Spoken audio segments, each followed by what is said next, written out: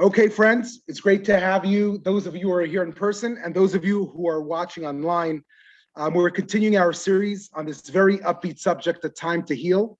A few members texted me and told me, Rabbi Goldschmidt, when you decide to speak about different subjects, please let me know. I will be happy to tune in. And meanwhile, there's a pandemic going on. Just today, we got the authorization. It's not an emergency vaccine. So a little bit of the frustration is easing down, but not really. We're still limited. We usually have this lecture series with food. There is no food. I'll make a blessing and water.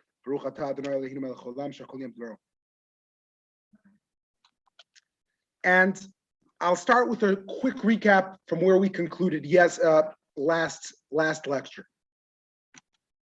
Okay, 1 second.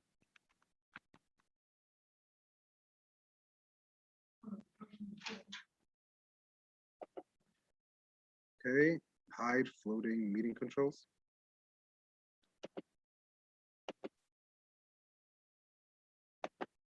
Okay, number one, the laws of mourning are not only for the deceased, it is designed for the living. The laws of mourning are not meant just to honor those who passed away. They're not meant just to protect the memory of those who passed away. They're meant to shape those who are alive. In the words of King Solomon, he said, "V'achai yiten elibo." May the person who is alive take it to heart. One of the goals of a eulogy, the eulogy is not only for honor for the deceased, but it's also to inspire the people who are listening. Again, death is supposed to be an opportunity to design for those who are alive as well. Number two, the laws of mourning are designed for one to face the loss, the emptiness, and not avoid it. There's a natural instinct that a person wants to avoid dealing with it. There are many ways people avoid it. And we last time we discussed that specifically in America, very often they try to hide the actual interment. People try to avoid doing the shovels of earth. But in a way, you have to face it in the most raw possible way. It's a reality. It has to sink in. You have to, it's a mitzvah to participate in it. There's one subject I did not discuss, whether you're permitted not to tell a very elderly relative of a passing of a close person. And by the way, this causes friction very often. It happens often that people choose not to tell an elderly parent that a close friend has passed away. And guess what? The elderly parent comes to shul and finds that on his own. And guess how the elderly parent feels then about it? So it's a very sensitive question. And you have to be very careful with how to use this information. Number three, the laws are designed to properly channel the grief and sorrow while not being succumbed to it. Again, Judaism does not believe in extremes. On the happiest day of your life and your wedding, you'll break a glass. On the saddest day, you're forbidden from showing extreme signs of anger and grief and panic and sorrow. You're supposed to balance. It's a very important thing in life. The easiest thing is just to succumb to feelings of pride, of nationalism, of excitement, of zealotry, of whatever it is. It's very difficult to balance feelings and emotions. And that is one of the key goals of the laws of mourning. Yes, there's grief. Yes, there's sadness. Yes, there's pain, but still there is a way to channel it properly. The laws are designed to focus on the soul and not on the body. To focus on the soul, not on the body. We spoke about, again, the burial not being expensive, the simple shrouds, the plain casket. By the way, in Israel, the burial is actually without a casket at all. It's just a talus, which is even more raw. It's very difficult. People are not used to it, by the way. It's very difficult for them to participate at a funeral. And by the way, many members from our shul, from New York, who've gone to Israel to bury relatives who made the decision to choose burial in Israel, they came back, almost in shock that they saw their loved one wrapped in a talus, and it's a body fit, so you recognize your beloved. You see they're right there, they're right in front of you. But again, the idea is to focus on the soul and not on the body. We return the body with respect to rest, back to the earth. We let nature take its course. We come from earth, and to earth shall we return. But essentially, the focus is on the neshama. The focus is on the soul of the human being. The laws are designed to integrate community and friends and avoid solitude. Again, this is a key aspect. I cannot minimize how important this is and how grateful are people who had the ability to mourn properly. Again, we spoke about the mourner's meal, that it should not be done by yourself. It should be done by community members, by someone else should get the mourner's meal for you. At Parky Synagogue, the sisterhood offers to take care of the mourner's meal. It's a great mitzvah that the sisterhood offers to take care of. And it's what? And it's designed in a way, even sometimes when people prefer not to have anyone at the Shiva, it's good to encourage, again, within limitations. You do not want to allow people to completely be on their own. They will be on their own. And by the way, very often, many people tell me that the most difficult days is not even the burial, it's not the Shiva, it's the days after the Shiva. Because that's when you're back home alone. That's when you're sitting Friday night by yourself. Those are usually the most difficult moments. It's not the actual Shiva. The Shiva is a way, it's a soft landing for that reality that comes right after the Shiva. So I have someone who told me, I don't call during the Shiva, I call the day after Shiva is over. But the truth is you should call during the Shiva. You're welcome to call and encouraged to call the day after as well. The laws are designed to use this as an opportunity to uplift, to learn, to repent instead of falling down. Again, it's supposed to be used as an opportunity for growth. And we spoke about mourning. We spoke about sorrow in the last lecture. I want to speak about the aspects that come afterwards. And which means we have the Shiva, the 7 days of mourning. Following the Shiva, we have 30 days, 30 days of mourning as well, but it's a lesser degree of mourning. It's interesting, the 30 days, it says when Moses died, Aaron died, the Jewish people cried 30 days for them. It's called the days of crying. So the 7 days is of mourning, 30 days is bechi. This past week's parsha, Parshat Ki Teitzeh, it's about the ancient Judean warrior coming back from war with a captive woman, and he's forbidden. He's supposed to allow her grieve her family for 30 days. Latifke also says, let her cry the loss of her people, her nation, her relatives for 30 days. 30 days. And people ask me, is it okay if I cry at the eulogy? I tell them it's okay to cry for 30 days straight. And afterwards, it is okay to cry as well. But these 30 days are designated as 30 days also of mourning, but of lesser mourning as well. What follows afterwards is usually, it starts to turn from mourning to remembrance. It's a shift. It's when you evolve from just feeling the void, the pain, the loss, and then you channel that into keeping someone's memory alive. And if there's anything the Jewish people are very good at, we're in the business of preservation of memory. And by the way, one of the most important appointments, I don't know if you follow Israeli news, one of the greatest pieces of news that came out the last 36 hours is the appointment of the new chairman of Yad Vashem, who was the former consul general of Israel to New York, Dani Dayan, was just appointed as the new chairman of Yad Vashem. That makes national news. The person who's appointed the chairman of museums in Washington, D.C., whether it's the Air and Space Museum or other museums, important as they are, no one knows who's the chairman of the board of the Constitution Museum in Philadelphia. In Israel, the chairman of Yad Vashem is not just a job running a museum. It's someone who the Jewish people are entrusting in many ways, preserving the memory of the Shoah, which is in Judaism, the preservation of memory is the highest regard. It's the highest vocation that you may call. Many things about what we do is about the preservation of memory. What is the Kaddish? I want to start to say something that if we'd have to split the prayer to two categories, one would be rabbinically motivated and the other would be a grassroots motivated. Meaning, is it bottom down or bottom up? Is it up? Does it come from the halachic authorities? So, for example, the Shmona Esrei, the daily Amidah, the entire structure is a rabbinic enactment. The specific words, how to say it, when to say it, what time in the morning, in the afternoon, at night, how many steps to take forward, how many steps to make backwards, how to do it. It's an entire, it's a obligation that was enacted by the rabbis. What is the Kaddish? What is it? What do we say?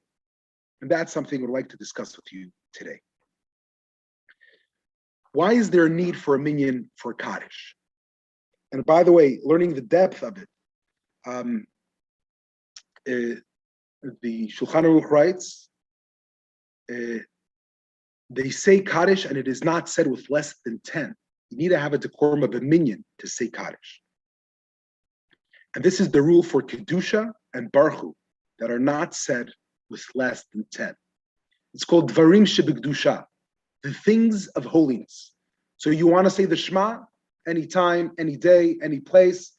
You're laying down, you're standing up, you're on the donkey, in your Tesla, doesn't matter where you are, you could say the Shema. Kaddish requires a decorum of 10. The question is why? Why is it so important to have a minyan for the Kaddish? And by the way, do we ever make exceptions to saying Kaddish without a 10? If we could use the term, the dry halachic literature forbids it. It's not something that's supposed to be said without a minyan. And one of the greatest questions throughout the entire pandemic was whether people could say Kaddish on their own, whether people could say Kaddish via Zoom. Does Zoom constitute a minyan, 10 people? Does it constitute a minyan if the video is on or the video is off, if someone is on mute? But again, halachically, Zoom is not a real minyan. Someone asked me, why isn't it a real minyan? A single guy said, are you dating? I said, yeah. Do you want to date in person or on Zoom? So I want to date in person. There you go. That was just a joke for him. But in general, why is there such an importance for a minyan? That's something I would like to discuss with you as well. The language. What language is the Kaddish said in? Aramaic. The Aramaic language, by the way, there are very, very few people who actually speak Aramaic fluently today. There is a small tribe in Russia. Remember, we had a driver in Moscow who would speak Aramaic to us. That they actually, till this very day, they use many of the words that used in the Talmud. Why is it recited in Aramaic? The Tosafos write at the beginning of the chapter of Brachot, he said that was the language that was most common people understood. It's a language that most common people understood more than Hebrew. Welcome to the exile, okay? Aramaic was spoken more than Hebrew. The Machzor Vitri, quoting others, say a more Kabbalistic explanation. The Machzor Vitri, by the way, was one of the students of Rashi. He put together the Machzor, one of the oldest Machzorim that we have today, with traditions of prayer. And basically a lot of it is based on the teachings of Rashi. It's called the Machzor Vitri. And there it says that the prayer of Kaddish is such a special privilege for the Jewish people to be able to say, we do not want the angels to understand the prayer. Since the angels speak only Lashon HaKodesh, they only speak the holy tongue. So therefore, in a way, this is a way to avoid from the angels to understand. What does that mean? We're about to approach Yom Kippur. And I'll never forget, I was 5 years old, and my father told me that on Yom Kippur, you're allowed to say Baruch Shem Kivod Malchuto L'Olam Va'ed out loud. Blesses his name, the God, for all eternity. We don't say it quietly, we say it out loud, right after the Shema. But throughout the year, we say it quietly for the angels not to be able to hear. So I asked my father, if the angels heard us on Yom Kippur, They know what we're whispering throughout the year. And you fool them once, but they found out. There are many explanations of what does that mean. I'm not a Kabbalist in any way. But I think one of the explanations that may be in tune over here is that it's direct. It's direct. It's such a pure and holy prayer. It does not need any intermediaries. It does not need any assistance. Again, it's very important. I just want to clarify. There are no intermediaries in Judaism. It's one of the great, you cut out the middleman. It's like it's getting directly from there are no brokers. You talk directly to God. Rabbis are not brokers, they're teachers. But what's important to know is that we do ask for, so to speak, assistance. We ask Abraham, Isaac, and Jacob to intervene on our behalf throughout the heavenly throne. The Kaddish prayer is so holy. There is no need for any intervention. That's one explanation. Perhaps we'll see another explanation soon. But let me ask you, let's go with a more simplistic understanding. The reason that the Kaddish is in Aramaic, it's because that was the language of the common man at that time. Let me ask you a question. So why do we say it today in Aramaic? No one speaks Aramaic. By the way, there are 10 million Jews, almost 10 million, I would say 8 million Jews who speak Hebrew. Why don't we revert it back to Hebrew? No one speaks Aramaic today. Talmudic scholars could understand Aramaic. Not many Talmudic scholars could actually give a speech in Aramaic. Not every person who understands a joke in Yiddish could actually speak in Yiddish. But the same thing comes to Aramaic. Why do we still say the Kaddish prayer in Aramaic? And here there are also two explanations that I think are very special. Number one is, before tradition, if you were to translate this prayer, there's no such thing as an exact translation. It would be an interpretation. And the moment you translate, you mess with something. Sometimes you have to, but it's not ideal. When there's something so beautiful, so perfect, you gotta have the source and not anything else. Sometimes it's okay to have a copy of something, an iteration of something. Sometimes there's something that's so special, you have to go to the source. And any translation, and just like you see, I chose, so I'm showing you, I want to translate it to English. I'll be using the Rabbi Sachs translation. Again, the Art Scroll translation is a translation as well.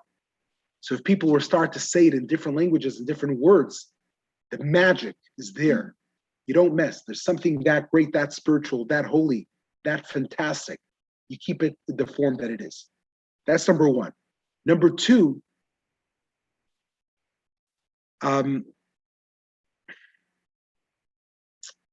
who said tradition? Alan, you said tradition.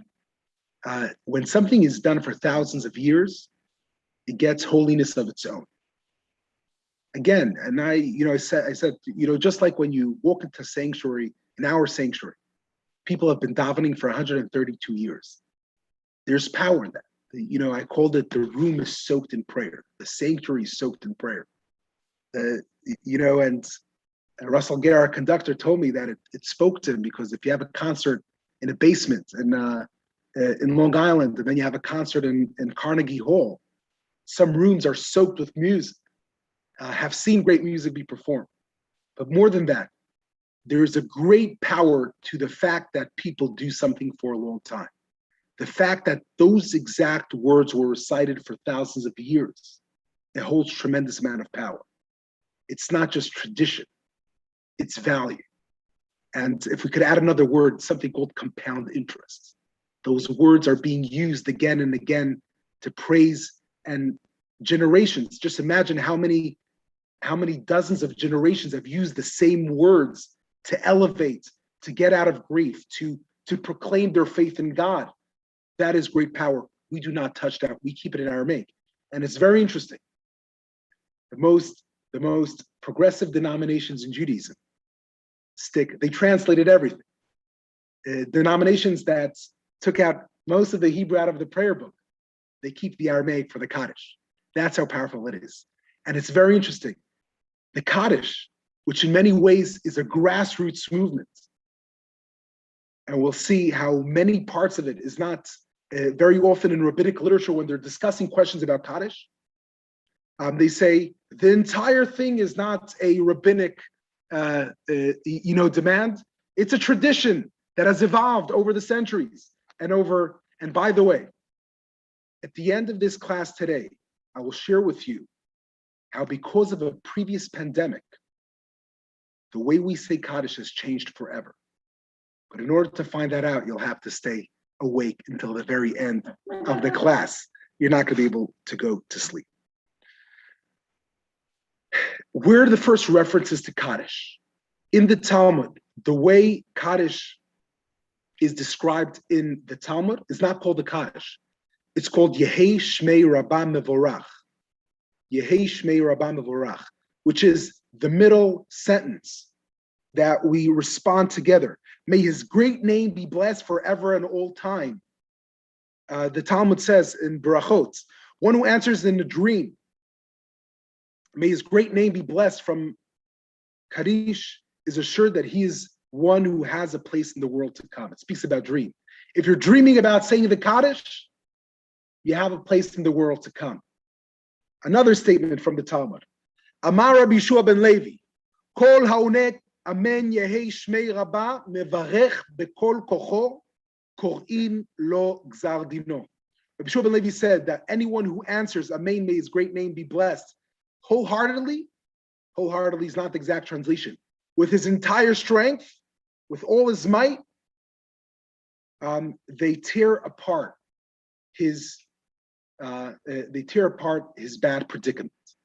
So even if there's been a predicament on Rosh Hashanah or Yom Kippur for not such a good year, if you respond, Amen Yehei Shmei Rabbah Mevorach Le'olam U'Me'ol Maya, that has the ability to change your predicament.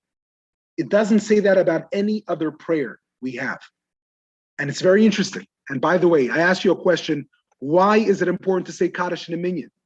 That's a point that many people miss. It's a responsive prayer. Kaddish is not something you recite. The Shemona Esrei, we're obligated to recite it silently. The Kaddish, we're obligated to say it loudly and passionately. The Kaddish is a responsive prayer. Kol ha'oneh, anyone who answers. So what happens is that people who have lost someone dear to them stand in front of an entire community and cause the entire community to proclaim, may God's name be great. Meaning, saying the Kaddish is basically serving as a mini cantor. That's what it means. That there's a cantor who leads the service. Well, for the Kaddish prayer, every person who's reciting it is leading the service and the community responds. For those few moments, you are the cantor of the congregation. The original tradition of recital of Kaddish was that only one mourner recites the Kaddish. Only one. And it used to be a rotation. Sunday morning, Moshe's going to recite the Kaddish. Monday, someone else. Tuesday, Wednesday, Thursday, Friday, etc., etc. It was a rotation. Because by definition, a Kaddish is a responsive prayer. You're supposed to get people responding to this prayer. The idea is that you are causing other people to sanctify and glorify God's name.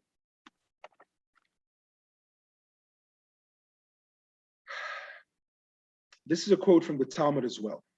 This is the beginning of the Talmud Brachot. When Israel enters synagogues and study halls and answers in the Kaddish prayer, may his great name be blessed, the Holy One, blessed be he, shakes his head and says, happy is the king who is thus praised in his house. When the temple stood, this praise was recited there. But now how great is the pain of the father who exiled his children, and woe to the children who were exiled from their father's table. Listen to this. After the temple was destroyed, the way we view it is that God's name was diminished in this world. The Kaddish is a way to expand, giving God back that glory. This is our response to the destruction of the temple.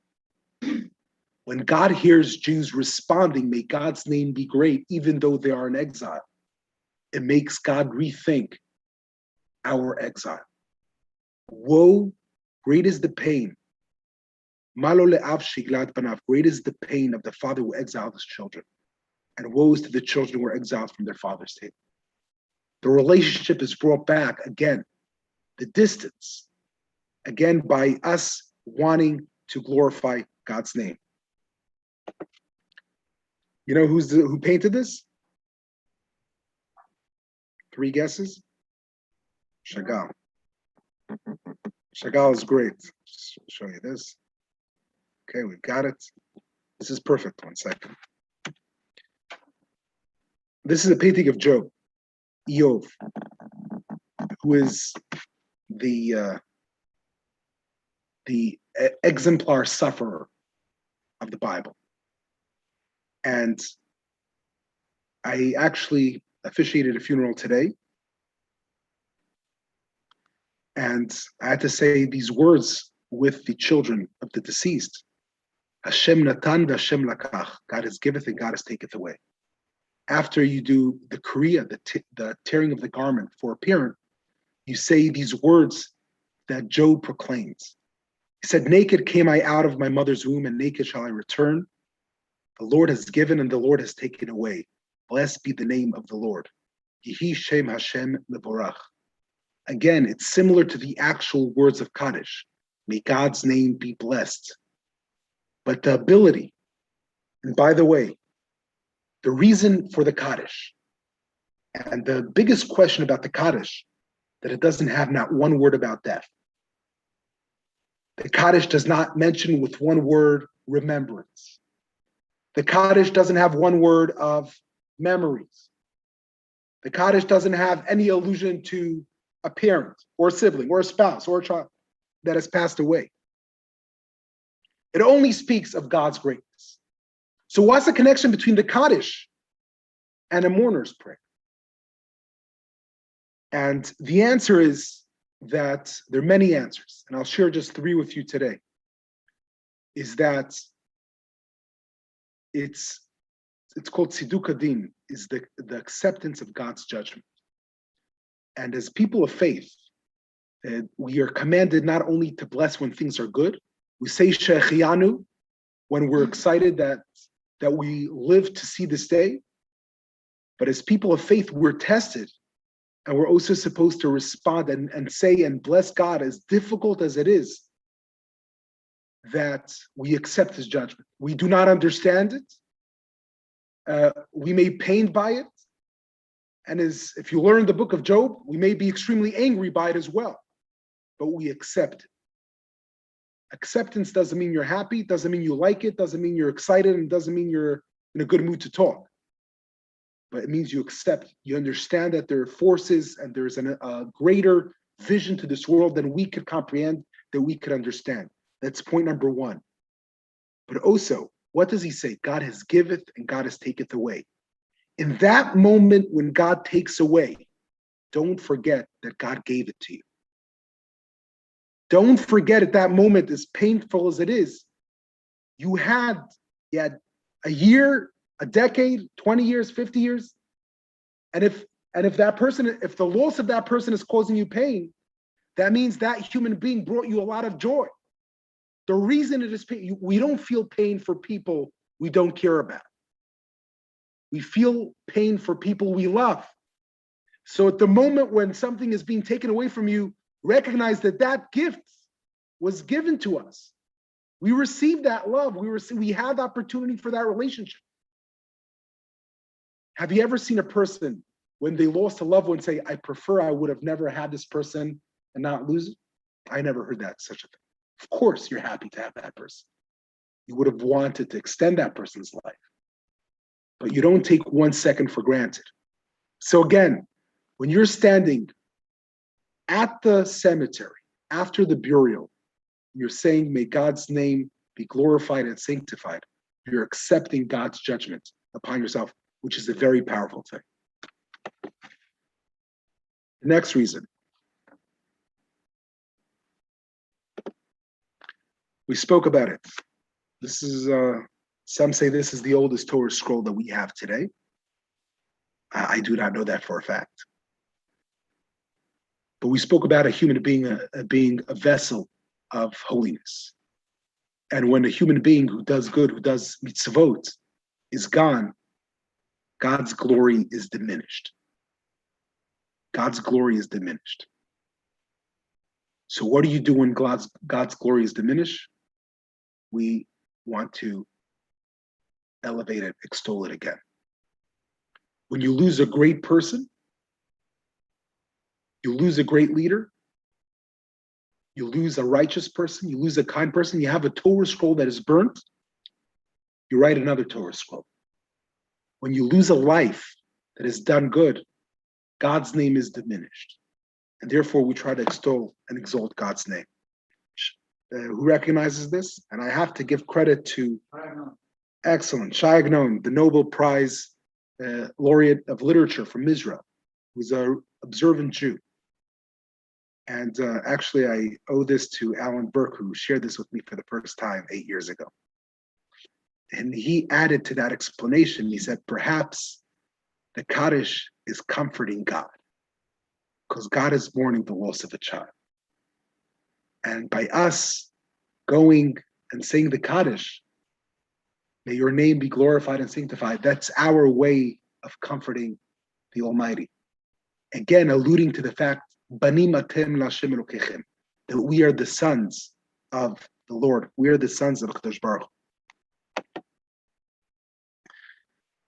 The Sephardic tradition has 4 words that we do not say.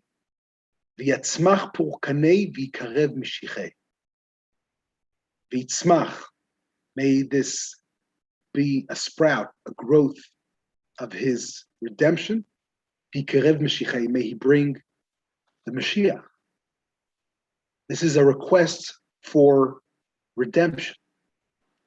And if we understand it based on the fact that the Kaddish is there to replenish God's diminished glory, whether by the destruction of the temple or a loss of a great human being, it makes sense to ask for redemption, because we are asking to reinstall that glory that God had that has been lost.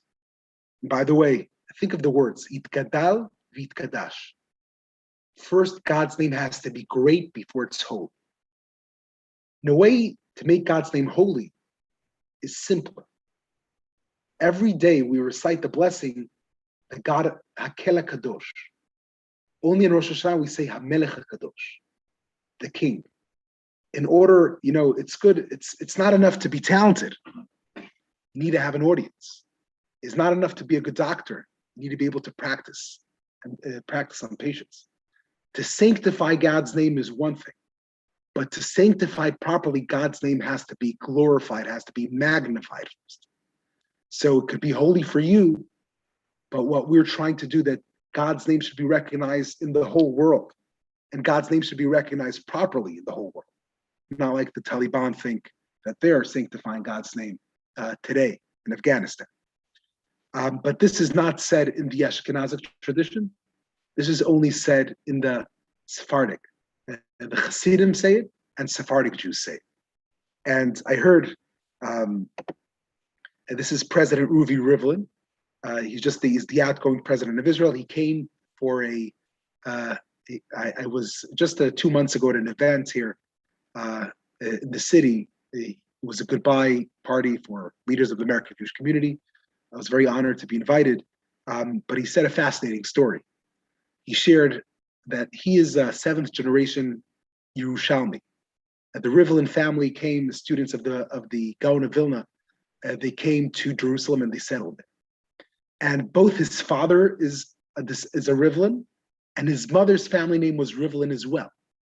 So basically he has 2 distant family members who married each other, and they're his parents. And there was one difference. His father's side of the family was a Lithuanian, or Litvaks. And his mother's side of the family was Hasidic. And he said that his parents are buried one next to each other. So he says, when I come to say Kaddish by my parents' grave, I say The Yatzmach Barkana Vikarv Meshiche at my mother's grave, but then I say without Vayetzmach Barkana Vikarv Meshiche at my father's grave. He was joking that he accommodates each of his parents saying the Kaddish in their tradition. He's speaking about unity and how all of us have to really unite under the same. So again, if you said it, V'yatzmach Barkana V'karv Mashiach, that's not the end of the world. The next thing I want to discuss with you, there's so many different types of Kaddishes. And there's a lot of confusion of what's the purpose of every single Kaddish. What's the need for them? What's the difference between them? So let's make a little bit of seder, a little organization with all the different types of Kaddish.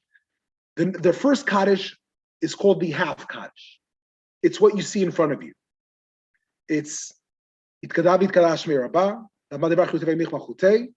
then everyone respond Yehi Shmei Rabbah Barach. Then it finishes Yamiran Balmavi Muamein. This is the part that exists in every single Kaddish. So this is the essence of Kaddish. Everything else are additions to the original Kaddish.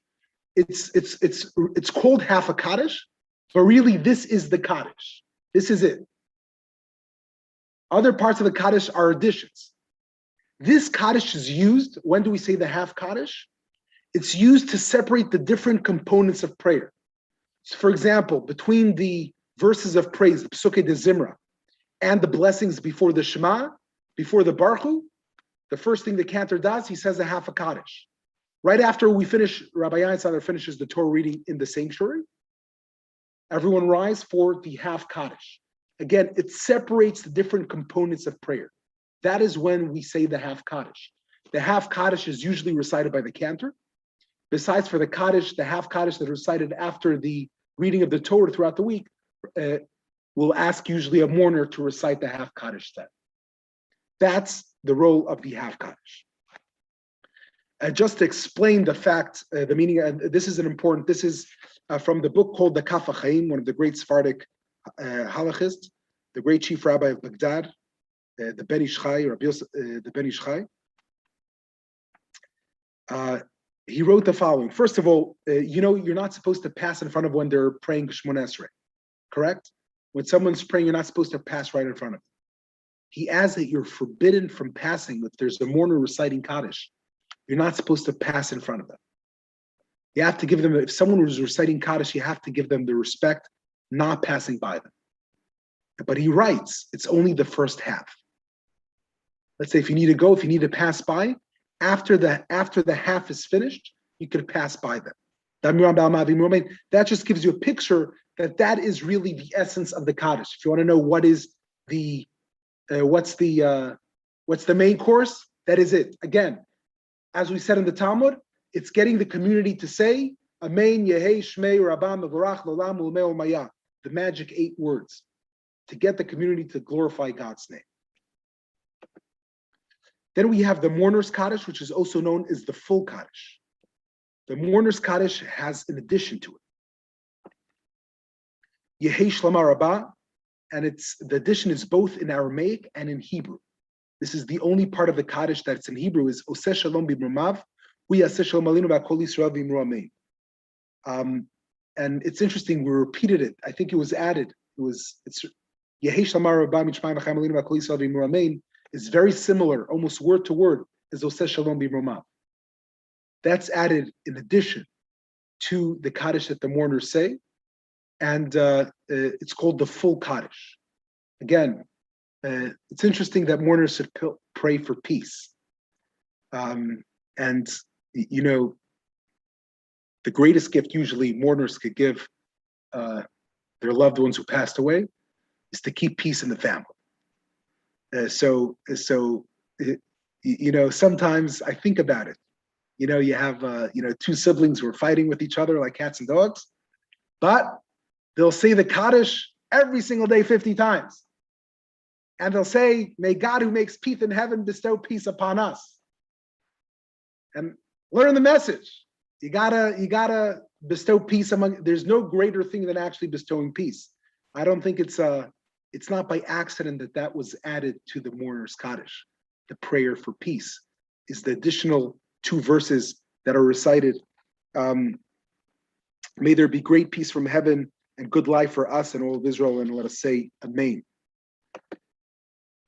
The next Kaddish is Kaddish Titkabal. Kaddish Titkabal. This is a Kaddish that is recited only once each prayer. What's Titkabel? Tzlotonu v'oton. May God accept our prayers. And this is recited by the leader, by the cantor at the end of the prayer. We say it right before Aleinu. It's a summary of all the Kaddishes that not only we're glorifying God's name, but it's a request for God to accept our yearnings, our pleas to Him. So that's another sentence that's added. That's called the Kaddish Titkabal. The fourth Kaddish.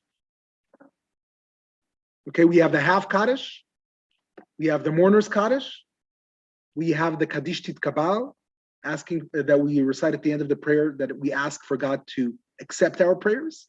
And now we have the fourth Kaddish, which is the Rabbi's Kaddish. What is the Rabbi's Kaddish? The rabbis made themselves a Kaddish. What's the Rabbi's Kaddish? Al Yisrael. Al Yisrael v'al Rabbanan v'al Talmideon v'al kol Talmidei Talmideon. After we recite, after a Torah class, we'll say Kaddish Al Yisrael. After also we quote from the oral Torah. If you quote from the written Torah, like the verses that we recite during the prayer, we say the regular Kaddish. But the Rabbi's Kaddish is recited for the oral tradition. And let me read the words in Hebrew. To Israel, to the teachers, their disciples, and their disciples' disciples. Again, we mentioned 3 generations. 3 generations, because if you hold on for 3 generations, it's a dynasty. It's going to succeed.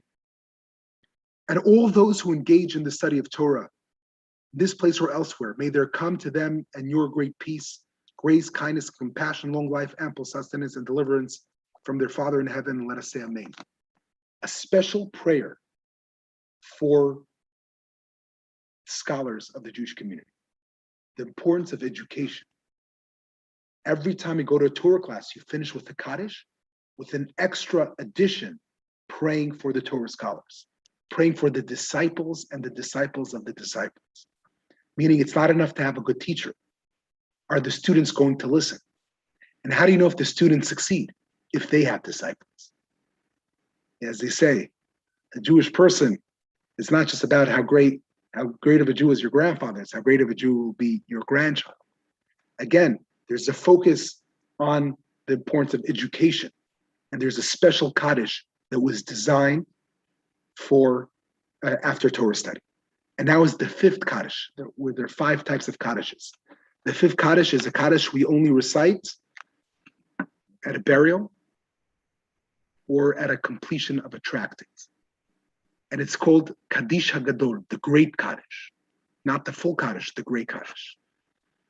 And what is that Kaddish? It speaks about the resurrection of the dead. It speaks about the rebuilding of Jerusalem. It speaks about the establishment of God's kingdom in this world. It's a much more audacious Kaddish. That's where we really ask God to do the most difficult of our requests, of our yearnings. And this is a Kaddish we say it at the burial. When you feel like it's over, sometimes we have to resurrect ourselves. We have to understand that this is a God who continues to sustain us with life and creates life and could bring life back in His will. And then we go to this concept of the rebuilding of Jerusalem. The rebuilding of Jerusalem. I actually, I officiated a funeral of a very great Jewish leader. And I co-officiated it with a Reform rabbi. The family was close to a Reform rabbi. He was a very nice man. So I was, after the burial, I wanted to say the Kaddish, the special Kaddish after the burial. And the Reform rabbi said, no, it's too complicated. Let's go with the simple mourner's Kaddish. And I told him, listen, the person who was deceased was one of the great builders of Jerusalem. He deserves. If anyone deserves to have this Kaddish said, where we ask for the rebuilding of Jerusalem, is a great Zionist leader. How do you want to take away that privilege from his children? So he listened to me and said, okay, I'll accept it. So again, it's important to know what you're saying. It's important to know what you're saying. And again, very often, no one looks at the words of the burial Kaddish until you actually come to that moment. So when you're at that moment, you understand what you're asking, what are you requesting for.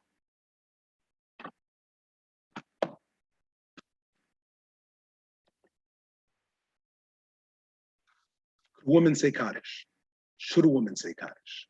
When did women start saying Kaddish? When was it discussed? So there's very little reference to women saying Kaddish early on. The real rabbinic literature about women saying Kaddish starts 350 years ago. And this is an example from the Chavot Yair. Rav Bachrach was the rabbi of the Jewish community of Worms in Mainz on the Rhine in Germany, one of the great Ashkenazic Jewish communities. He writes about a story in Amsterdam. Okay? She'echad nedar bli ben, there's a person who died and he had no sons. You know, traditionally, the Kaddish was recited by the sons, always for the deceased. וציווה לפני פטירתו שילמדו 10 כל יום תוך בית חודש בביתו בשכרם, that he hired 10 people to study Torah at his home.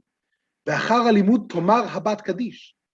So he paid 10 Torah scholars to come have a minyan in his home for the year after he dies, and his daughter should say the Kaddish. And he said, "Ve'af ki en raya listor hadavar." I do not have a proof to go against this request. Listen to these words. Ki gam isha metzuva al kiddush Hashem. What is the Kaddish about?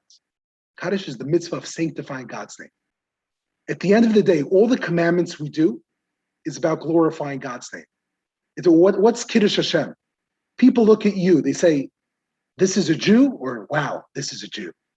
The people say, this is a person who has divinity within him. They say, I can't believe this person has. Some people look at, yes, this is a person who's made in the image of God. Sometimes you look at a person, I can't believe this human being is made in the image of God. When you do a good deed, you sanctify God's name because we are created in his image. We're ambassadors of God, so to speak. When we do not behave properly, we're desecrating God's name. And it's very clear the obligation to sanctify God's name is just as the obligation of women as is for men. But he writes 350 years ago from where he lived, he was concerned. He was concerned that if each person could change his traditions according to their own whims and requests, and he says, and each person is going to make his own tradition. He was scared that the tradition of Kaddish will be disrespected if each person could adjust the tradition according to their needs. This is the picture of Rav Henkin. Rav Henkin passed away in 1973. If I had to say that two people who shaped the course of halacha for American Jews is Rabbi Moses Feinstein on the Lower East Side and Rav Henkin. We follow the Luach of the Ezra's Torah, which was founded by Rav Henkin. It's fair to say that he's shaped American Orthodoxy almost more than anyone else. Halachically, it's him together with Rabbi Moses Feinstein. And he wrote, this is a quote from Rabbi Lau's book, and he says, because in our day and age, because he says, people were concerned for immodesty. It says there's nothing immodest for women to say Kaddish. Rav Henkin really, today in America, his opinion is highly respected, and many others followed as well. There are many other, I'm not going to quote you the entire rabbinic literature. But again, there's no question that the obligation to sanctify God's name is not a male responsibility. It's any human being's responsibility. And therefore, there's great meaning and there's great value for a woman to say Kaddish.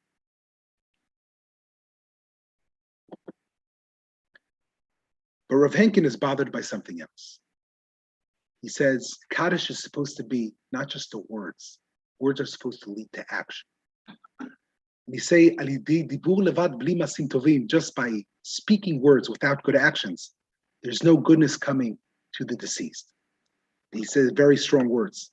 Lo korat ruach, shelemala en korat ruach ela al yedei maasim tovim. In heaven, the only goodness you could do for your loved ones is by good deeds. And therefore, tzarich liot HaKaddish mekushar im tshuva. The Kaddish has to be connected to repentance.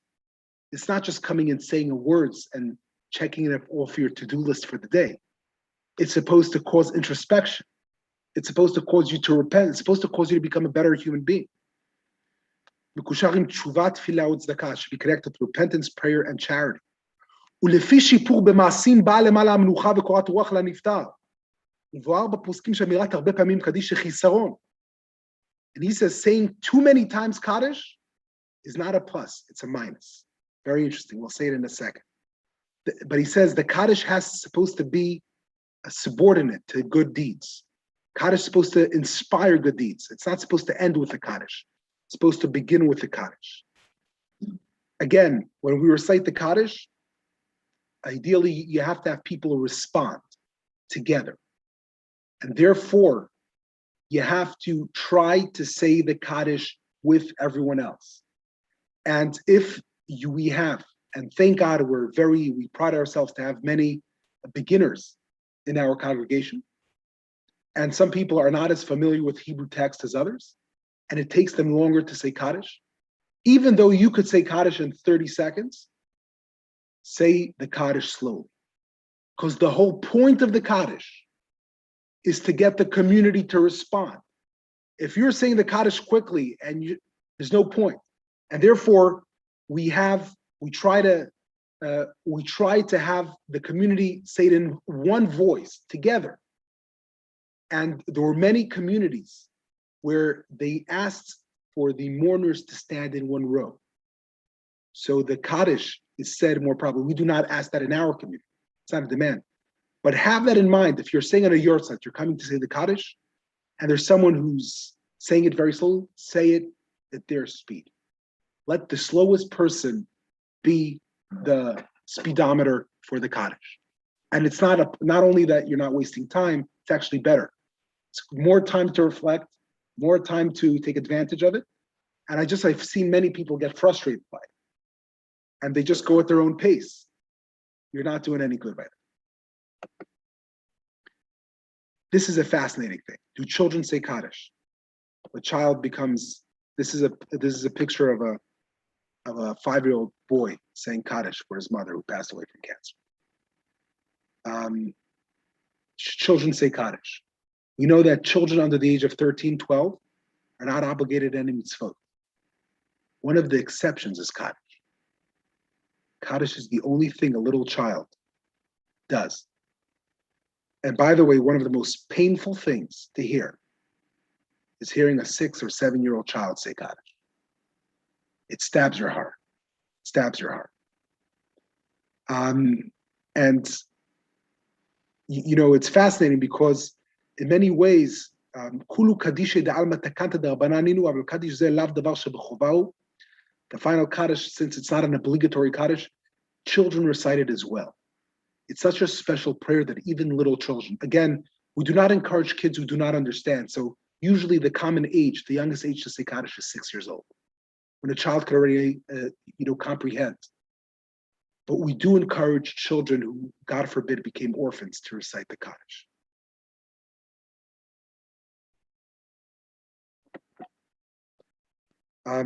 Personal story. Are you allowed to say Kaddish when your parents are alive? This is Dr. Oliver Sacks, one of the great neuroscientists of our generation. Wrote many books. The man who mistook his wife for a hat, including many others. There was an award-winning film that came out called Awakenings about some testing that he has done. And he grew up as a child in London as an Orthodox boy. Before he died, he asked to see an Orthodox rabbi. And a friend of his recommended him to meet me. And I spent with him 2 hours, sitting with him Some things he told me I'm not going to share out of respect for his privacy. But I remember saying the Shema with him. He told me he hasn't said Shema in a very long time. And I brought a yarmulke with me just in case. He had his own kippah. And after he passed away, I wanted to say the Kaddish for him. Didn't have children. And if you want to say Kaddish, for example, if there's no orphan in a synagogue, so there'll be no Kaddish. So if there's no one in the morning in a synagogue, they recommend for someone who lost a parent but is not in mourning to say the Kaddish so the community could respond. However, what happens if there's no one who's lost a parent? So the answer is you're permitted, and even one who has living father and mother may say it as long as his father and mother are not particular about it. You should ask permission from them. Again, that they shouldn't take it as an affront. So Rabbi Einsider Park East, he says the Kaddish in unison in order to get all the voices together. So when Rabbi Einsider went away on vacation, the first time after I joined Park East, he taught me this halacha. He told me, when I'm away, you'll have to lead the Kaddish, so everyone say it together. But your parents are alive, so you go ask your parents for permission. I remember calling up my parents to ask them for permission to say the Kaddish for the sake of having the Kaddish said in unison. And I used that permission to say Kaddish for Dr. Oliver Sacks.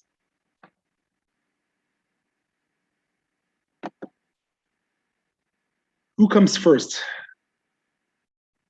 And as we spoke, if possible, not only to say the Kaddish, but if you could lead the service. If you can't lead the entire service, lead at least the last few minutes of the service. After Ashrei, because there's great deal to that. Who comes first? So the first one who's mourning for a parent comes before someone who's mourning for anyone else. Why? Because when you're mourning for a parent, you're not just an obligation of mourning, there's an obligation of honoring thy father and thy mother. So therefore, their obligation comes before other obligations. So if you have two mourners, and one is mourning for a parent and one's mourning for a sibling, one who's mourning for a parent because you have an obligation to say Kaddish as a respect for the parent. And then a mourner during Shiva has precedence to lead the service. A mourning during Shloshim, during the 30s, is in many ways is equal to someone during the Yortzeit. According to Moshe Feinstein, the mourning during Shloshim has precedence. According to Shlomo Zalman Auerbach, the person who has Yortzeit has precedence. What's recommended to do today, we split the davening into two. We have two people lead the service.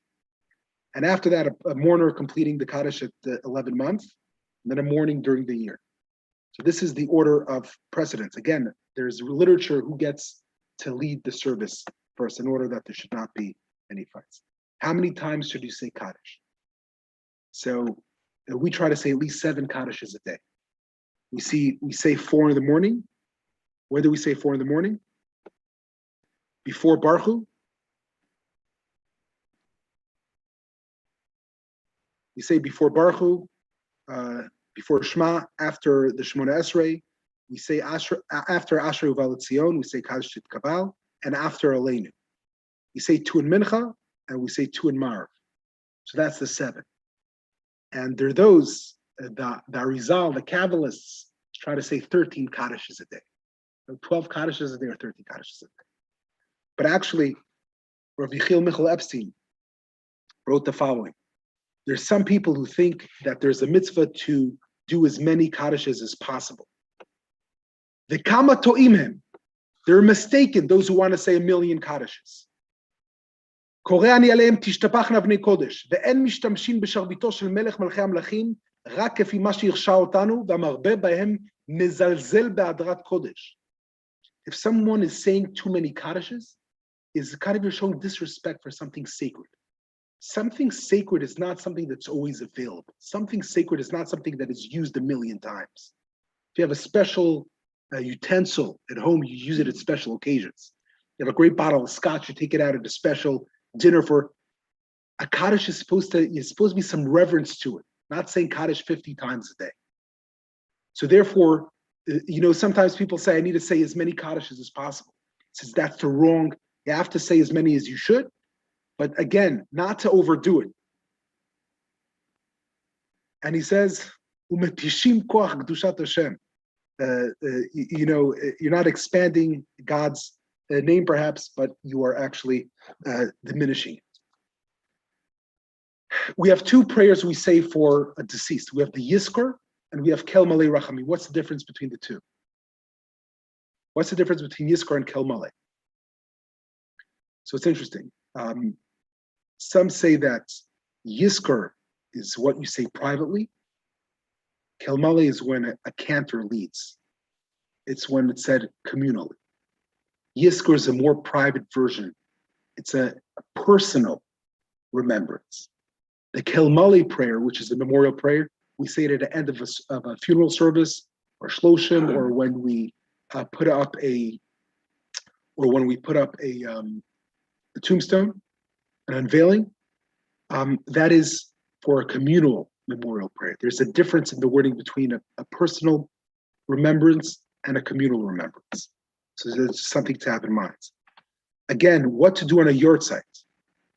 So many people make a meal on the year, but there's also many traditions that say you should fast on a yortzeit. Very few people know it. On the first anniversary of the passing of a loved one, to fast. Why? Because it's supposed to be like a day of repentance. Again, this process of losing someone beloved is supposed to elevate. It's supposed to try to make you a better person. We do not hold this by this tradition today because we're concerned that fasting is going to not allow you to focus on learning Torah and doing mitzvot and not going to be able to do good deeds. When you're fasting, you're pretty much focused on fasting. So the common tradition today is not to fast. But many, many people have the tradition to fast on the first yortzeit. We light a candle. We go to the grave site on the first year. We give charity. We learn Torah. Again, as Rav Henkin said, the Kaddish is supposed to be an instrumental encouragement for action. Words have to turn into action. This is a fascinating piece. How Kaddish has changed. This is Rabbi Akiva Eger, the great rabbi of Posen. Rabbi Eger issued a ruling that would change Ashkenazi synagogue practice forever. The pandemic, this is the cholera pandemic, the beginning of the 19th century. You're with me? Produced so many mourners. The long-standing custom of rotating the recitation of Kaddish would have left each mourner with few opportunities to recite the prayer for his deceased parents. So for that year, Rabbi Eger allowed multiple mourners to recite Kaddish simultaneously. That one-time exception has become the norm. Our practice today, every synagogue throughout the world almost, besides for the Yekisha community in Zurich, where my father grew up, where only one person says a Kaddish, that they still hold on to that tradition. I'd say 99% of synagogues in the world changed their practice because of a pandemic 200 years ago. Just think about it. You think pandemics don't change us?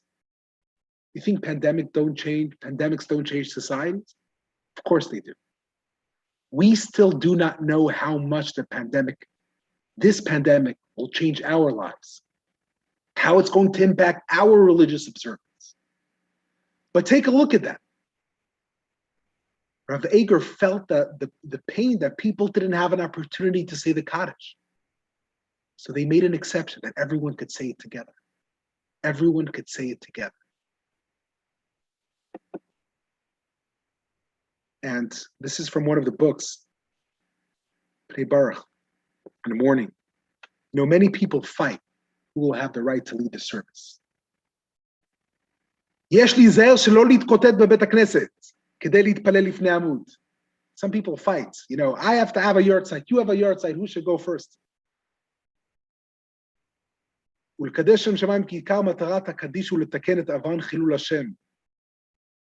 So basically, People who fight over who's going to lead the services to sanctify God's name, they're not sanctifying God's name. They're desecrating God's name. Don't lose the greater picture. It's worse to fight over it than to let someone else do it. You'll sanctify God's name greater by not fighting for it. It's not worth a fight. It's always, there's a certain passion when there's a mistake the cantor makes. He forgot a prayer. Oh, right. What's the cost of embarrassing someone who's leading a service, who mispronounced something perhaps? You have to think about it. Sometimes you need to correct, but sometimes perhaps it's better not to.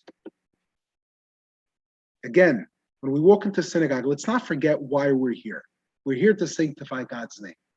Let's not forget to base everything about it, based on it.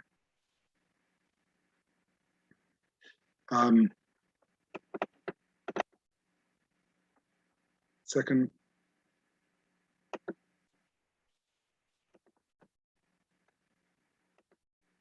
So again, here's what I want to share with you.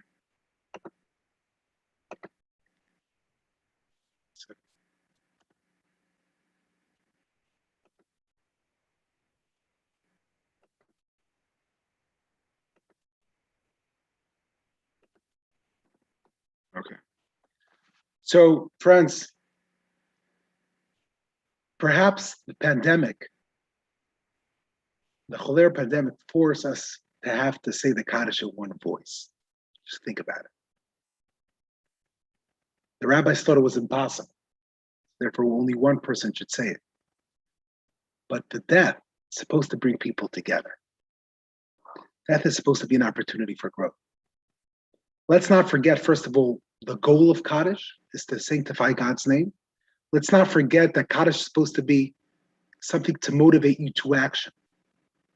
And let's not just remain with remembrance of words.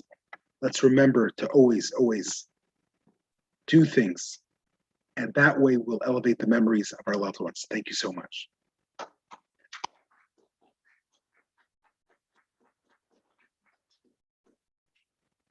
Okay.